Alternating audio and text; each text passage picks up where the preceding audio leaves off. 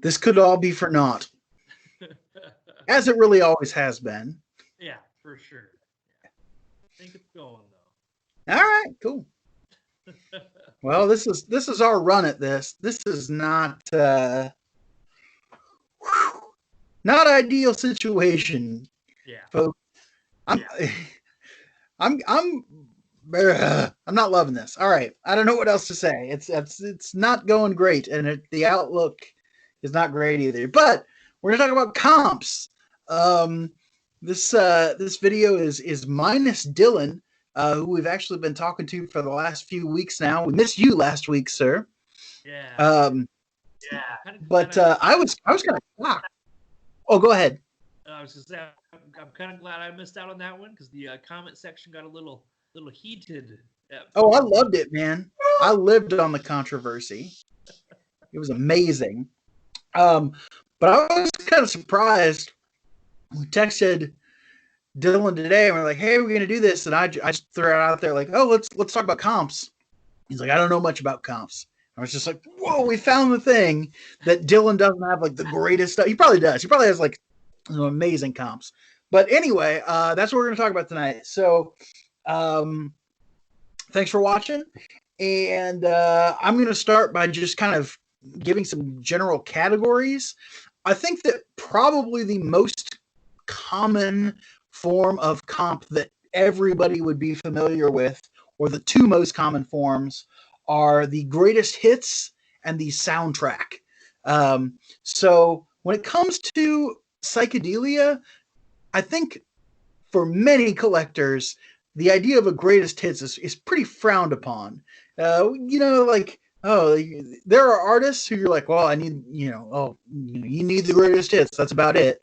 But psych artists, that's not the thing there. So the two greatest hits of late 60s records that are kind of the must-haves. I'm only going to hold one up here, but the two are the Bob Dylan greatest hits and the smash hits Jimi Hendrix Experience. Really the only value as far as what you're looking for in this. Obviously great music, no doubt about it. You can find a playable copy of this $5 to $7 any day of the week, But if you are going to pay up for one, it's probably going to be because it has the poster in it. I'm not going to unfold this right now, but having that poster in there is pretty much the only thing that gives this any real major value outside of the music in it, which is fantastic, but available in so many other places. Dillon, it's the same thing. Columbia, in order to sell that greatest hits, put a pretty darn cool poster in there. You've probably seen it in Dillon's shop. If you watch his videos at all, he showed it. So you'll see guys like pulling out every copy of Dillon's greatest hits out of and just checking them all. And that's what they're looking for. They're looking for that poster. The other cool thing about the Dillon's greatest hits, though, is it does have Positively 4th Street on it, which was never available as an album track, only released as a single, even though it was recorded at the exact same time as the Highway 61 Revisited sessions. So that's really what you're going for in the greatest hits category when it comes to the psychedelic records. Yeah, for sure, man. I toyed with pulling out some greatest hit stuff. Donovan's greatest hits is one of my favorite. Just Very good greatest hits. starter. Yeah, it's got a few of the folky stuff on it, but it's got more of the trippy, dippy, psychedelic stuff on it. So if you don't want to collect 8 Donovan albums, the greatest hits will do you just fine, and kind of give you the heavy hitter stuff. Although I do think he's got quite a few essential albums as well. So I didn't pull any greatest hits comps, but I did pull out one that I recently got in. Through a kind of a cheap Discog score. I bought 20 records from one seller not too long ago. Everything was like with shipping included like $5, and this was one of them. The third Bardo. It's a 10-inch issued by Sundazed. This is a group that only ever had singles released, and this compiles all of the singles, including an alternate version of the single Rainbow Life, kind of a demo acetate version of that. So you will find groups like this that have comps released by labels like Sundazed or Sunbeam or some Lysergic, things like that, where they may have only had a demo or an acetate. They never had an official LP release. They maybe just had singles. They will compile the singles so you have a chance to hear them without paying hundreds of dollars for a 45 single. And it's got a little write up on the back about the group, kind of their story. You got some pictures here. It's just black vinyl. It's nothing special, but it is a 10-inch, which is kind of different. I prefer the 12-inch format myself for storage purposes more than anything. Like, I'm not going to buy a pack of 50 10-inch, outer sleeves, but so it'll get stuck in a 12-inch and just be loosey goosey in there. But no, this is a pretty cool little compilation of a kind of an obscure underground 60s psychedelic group. And I'm never, unless I get lucky and stumble across an original 45, I'm not going to pay up for them. So this is a great way to get into that for sure. That is the ideal, I guess, purpose for reissue companies, is to do things like that. Sunday's great product they're putting out there for very affordable, making that stuff available. Yeah. And that 10-inch is in 45 format, so it still plays at 45, but it's a larger format. Yeah. So the next thing that I kind of want to go into, I mentioned soundtracks. I think those fall into a couple of different categories, but one of the big ones, exploito as it may be, is the biker movie soundtrack. So there's a bunch of these. Some of them are original composition type score things with some trippier stuff on them, like the Wild Angels. This record was free, so I own it, and I like it. It's fun. And then you get stuff that a little bit more quality stuff from groups here. The Standells, the Mugwumps, Chocolate Watch Band on this nice Ride on Sunset Strip. Again, getting some Chocolate Watch Band vintage vinyl. I mean, sure, it's not the album or anything, but cool to have this. And obviously, stand out. You got to have a copy of the Easy Rider soundtrack, kind of the quintessential epitome biker movie, but also a little trippier, a little more out there, if you will. So that one, lots of great stuff on this. I don't need to tell you everything, but yeah, you got the Pusher, you got Born to Be Wild, you got what will be maybe your introduction to the Holy Modal Rounders, with what is unfortunately like their worst song, If You Want to Be a Bird, but it's on there. So there's good stuff. Yeah, there's really good stuff on Easy Rider. Don't sleep on those biker movie soundtracks. Those are neat. Yeah, for sure. Yeah, I also had considered soundtracks, but didn't end up pulling any out. I had a few biker soundtracks. I've got the few you showed there, the three you showed there, and then also one called the Hellcats. The Wild Angels, the Hellcats, a bunch of those biker soundtracks were done by Davey Allen and the Arrows. Really good, like heavy, fuzzed up, scuzzy, kind of bar rock, blues kind of music on those. They're great. I'd also toyed with pulling out my Dazed and Confused soundtrack that I got on Record Store Day 5 years ago or so. It's on cool, like, I think they hyped it up as like marijuana colored vinyl. It's just kind of cool. So I didn't end up pulling those out. But the one I did pull out, not a soundtrack, but a compilation that I pulled out, I'm assuming you will be showing this as well. This actually used to be your copy until you upgraded to an original. This is the Nuggets. This is a 2000 and something reissue on Rhino. It is a gatefold with some write-ups on the songs that are on hand here. Liner notes on the back by Lenny Kaye. Kind of the 2 LP original set. But I also have the CD box set of that as well. There are 4 CDs on here, so it's a lot more music than what's on the original LP, and even the Rhino reissue. It just dives deep into a lot of different stuff. So you get kind of your mainstream Electric Prunes, Standells, Strange Loves, those groups that everybody knows, but then it gets deeper. You've got the Premiers, Magic Mushrooms, the Squires. Every single CD has a really good mixture of stuff you probably know and stuff you definitely don't know, and it's a great way to kind of get into garage rock and that side of psychedelia.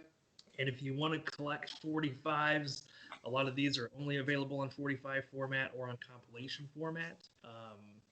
So if you're a garage guy, the Nuggets stuff is essential. And they also have series, like Volume 1, The Hits, and Volume 2, Punk, and tons and tons of volumes on LP that they issued in the 80s that are well worth picking up as well. I only have a couple of those. I just don't come across them very often, and I don't really want to pay, $15 a piece for those when it's a lot of stuff that's on the CD box set. So, and the CD box set, I am going to show this because it's really, really cool.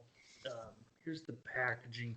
So the 4 CDs have a different, version of the Nuggets cover there, but it comes with this great booklet. Lots of colored photos and write-ups and snippets about the groups and stories and extensive liner notes. I picked this up used. I've had dryer sheets sitting in this for the better part of a year to get rid of some cigarette smoke from the original owner, and it is now starting to wane a little bit, but even now I'm getting some secondhand cigarette smoke off of there, so I'm going to set that to the side and put the dryer sheets back in there soon, some fresh ones, because it's strong. Yeah, anything that's released under that Nuggets banner is wonderful.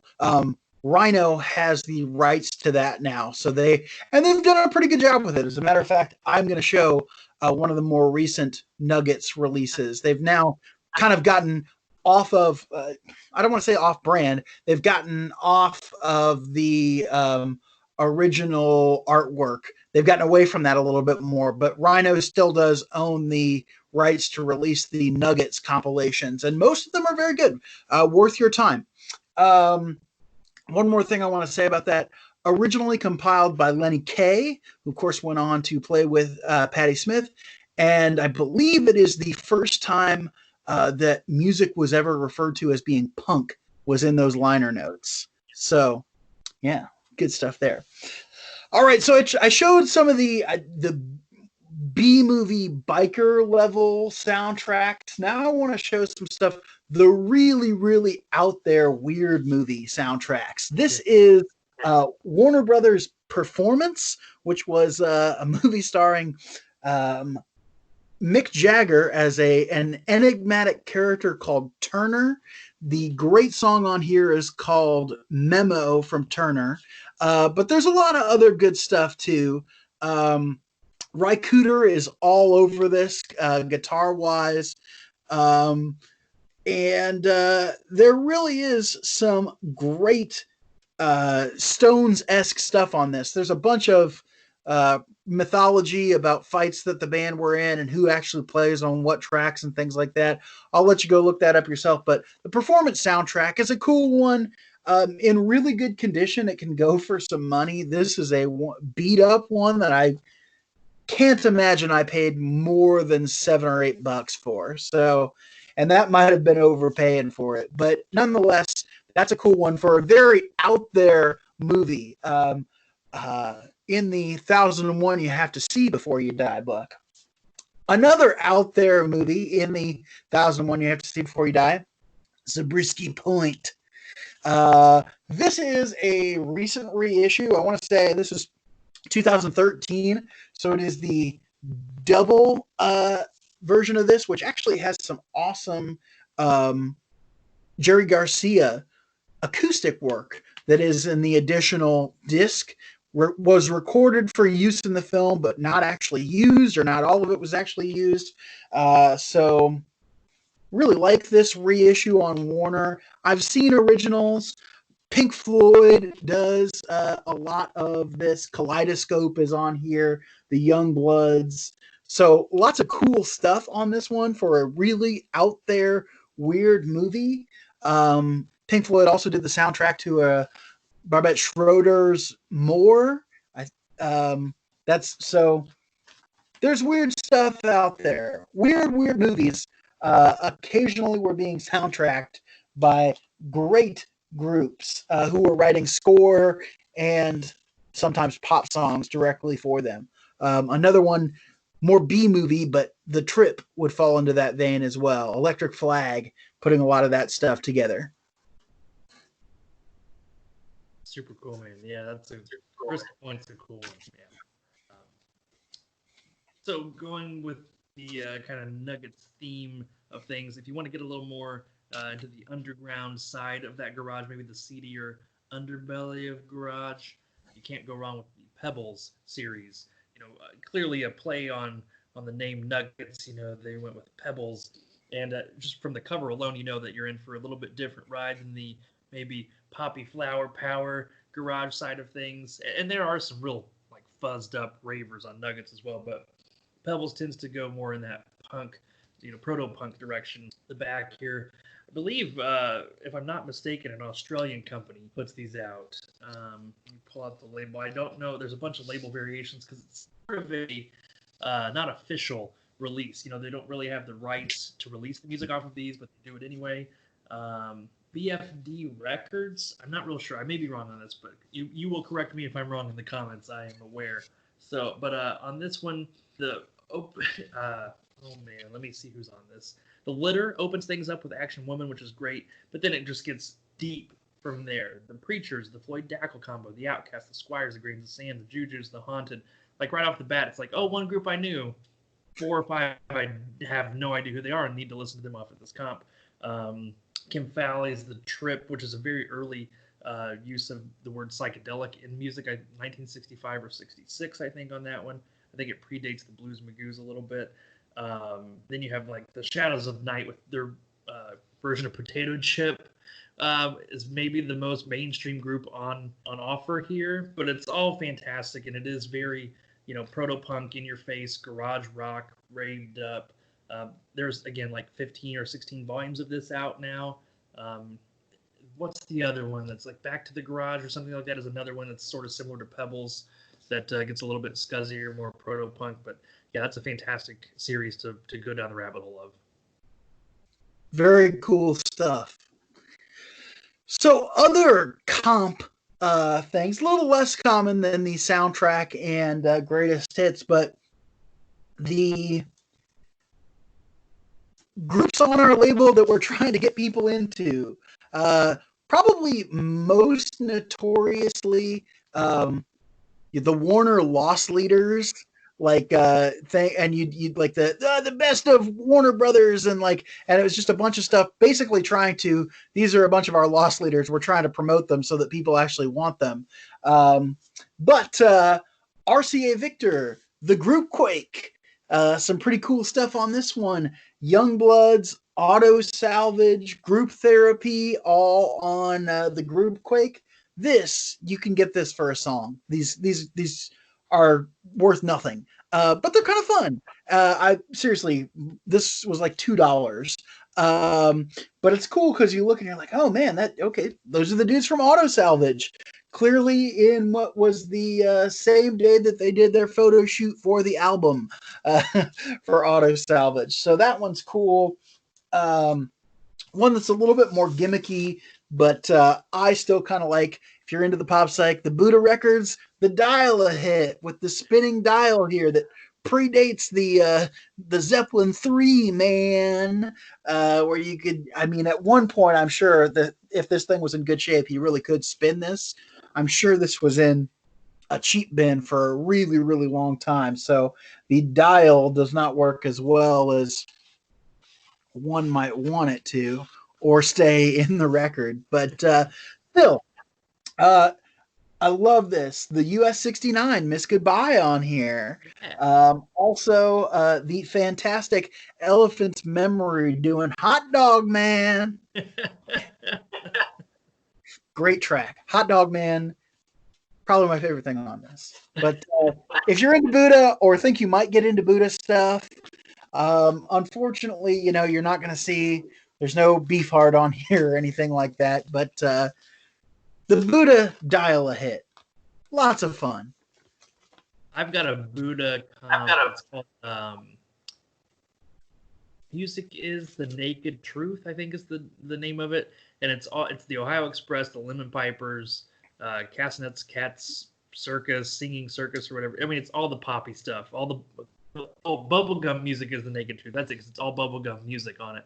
I should have brought that one down. My daughter's asleep. Her room's right across from my record room, and I did not want to wake her up. So that's why I'm doing this in my dining room. But yeah, that was one I almost pulled out. And then I've got a couple Electra kind of lost leader comps from the 60s. One has like the Love and Spoonful, and I think the Paul Butterfield Blues Band on it. Like it's just those two. Like one side is Love and Spoonful, one side is Paul Butterfield. And I've got another one that has those two groups, and then like Tom Rush. It's like a bunch of the folkier side of Electra. Again, I think they were from 65 or 66, so it kind of predates their more psychedelic stuff that came a little bit later. But yeah, those Lost Leader ones are fun. And I do have one of the Warner Lost Leaders. I think it's the 1969 one. And it's just really interesting reading, like seeing who's on the compilation, because there's some stuff on there that's like, ooh, that didn't age well, and even at the time, I guess they were having trouble selling it because it made an appearance here. But yeah, those are really cool to show. The next one I have is kind of there's a series of these as well. This is called the British Psychedelic Trip. This is the first volume in the series, 1966 to 69. I think there's only 3 or 4 volumes of this. I purchased this at Reverberation Vinyl in Bloomington, Illinois, I don't know, 5 or 6 years ago or so, from our buddy John up there. And it was just one of those things where, like, I don't normally collect compilations like this, but the cover was cool, and it's the British scene, which I don't know much about, and it's deep. Groups like, I'm trying to think of the more common groups. Tintern Abbey with the track Vacuum Cleaner, I think, is a little kind of known. They have a couple tracks on here, and The Accent with the track Red Sky at Night, they have a couple tracks on here as well. Those are the two groups that I'm kind of semi-familiar with. Everything else on here is just obscure stuff that, again, mostly singles. And again, being British, that was the thing. They were less LP oriented, more singles oriented at the time. So it compiles a lot of rarities. There's a group called Ice on here that's really good. You do have The End with Shades of Orange making an appearance, which is really great. World of Oz is also on here. It's another one that you might be familiar with. But yeah, it's just a really cool compilation series that gets you, if you're from this side of the pond and you're not quite familiar with the British scene and want to dabble in some different sounds, this is a great way to get a sampling of things, because there are some more like just straight up psychedelic stuff like The End, maybe a little bit pop psych, maybe some more of that sort of early progressive leanings on a few tracks. It's just a really cool sampling of the British psychedelic scene that we Americans don't always have the biggest range of knowledge on. And when was that comp done? Or first release? 1986 is the copyright date on here. So it would have been around like Paisley underground scene, kind of making an emergence. It's on the C for Miles Records label. And another cool thing, mono, which is kind of cool. Oh, that is cool. Yeah. So a little bit nostalgia there, but very much, I don't want to say in the same vein necessarily, but this is much more exploitation and yet still awesome. This is the England Greatest Hits. This is on Black Cat Records, which is, I think, like a Japanese or Singapore, some Southeast Asia. And the reason I call it Exploito is basically what they were trying to do was just release here's what's going on in a scene right now. Look at this foxy lady on here with that cool tie, man, that Union Jack. But the reason things like this got pressed on those Southeast Asian labels was because of early GI presence in Vietnam. Obviously, you had young guys who were over there who were, into music and just trying to keep up with what was going on in other parts of the world and the places they were from. So some of the great stuff on here. Trog's doing Wild Thing. Manfred Mann doing Semi-Detached Suburban Mr. James. Got some Dave D, Dozy, Beaky, Mick and Titch here. And Wayne Fontana and the Mindbenders. Dusty Springfield. Just cool stuff on here. And then Winchester Cathedral as well. Oh, yeah, I know your feelings about that. But yeah, this was, I got this for super cheap. Again, it's like a Japanese, like not even in a real sleeve. It's like just paper, whatever. Don't even care. I think this is a lot of fun. And it's kind of part of the part of the cool, like, oh, that's interesting that music was marketed in that way and became a product in that place, and then this somehow made it back to the US. So cool stuff. That's super cool. This video should be titled Psychedelic Compilations or Records Mellow Yellow Didn't Pull and Should Have. You were mentioning GIs over kind of in Southeast Asia. I have a record that I almost put out for this. It's called The Guard Scene. It was put out by the National Guard, and it was 4 National Guard radio stations stationed or either in the U.S. or overseas. And Armed Forces of America, or Armed Forces Radio Network. Yeah. And it has it's like the Strawberry Alarm Clock's on there, the Love and Spoonful, like the more mainstream kind of pop and a little bit pop psych nuggets. I think there's 9 different tracks, and it's sort of in a format like the first 3 tracks, and it's like this many minutes long, and you've got a minute of leader music, or you can do the 6 songs and it's this much, or you can do the full 15-minute set and you've got 1 minute of lead-in music, and your guard captains will provide you with the ad copy to read. Like, it's a super cool kind of artifact of what was going on with our armed forces in the 60s, and kind of the music that they were being played over their radio stations. It's really cool. Yeah, I saw a clearly it was a bootleg, but Southeast Asian pressing of Are You Experienced with the UK photo and track list on it once. I came very close to pulling the trigger, but I was like, man, this is a bootleg. It's not on Discogs. I could be getting burned here. Yeah. I passed, but could have been cool. Yeah. Well, I don't have anything else that I brought down. That's kind of all I've got. So if you've got more, let them roll on, man. I just have one more thing to show. I will say this as sort of a maybe a teaser. I've got one that is absolute fire that I am not showing in this video, but it will make an appearance in our top 10 of 2019. So, yeah. But this is, so I've got my original release of Nuggets here, which is great. And again, the Rhino reissues are great. You really can't go wrong with this. So, but this is one of the more, I think this is last year's Record Store Day release within the series. So this is Los Angeles Nuggets. Again, as you can see, they've kind of gotten away from the original iconography there. But this is highlights from the LA scene. It's got a few tracks by Love on it, as well as The Leaves, Buffalo Springfield, Iron Butterfly, Bobby Fuller 4, West Coast Pop Art Experimental Band. So it's a really good primer in a lot of these things, and also either alternate mixes or songs that are not available on the LPs. And so that's always great when you can get that. These are all in mono, which I think is fantastic.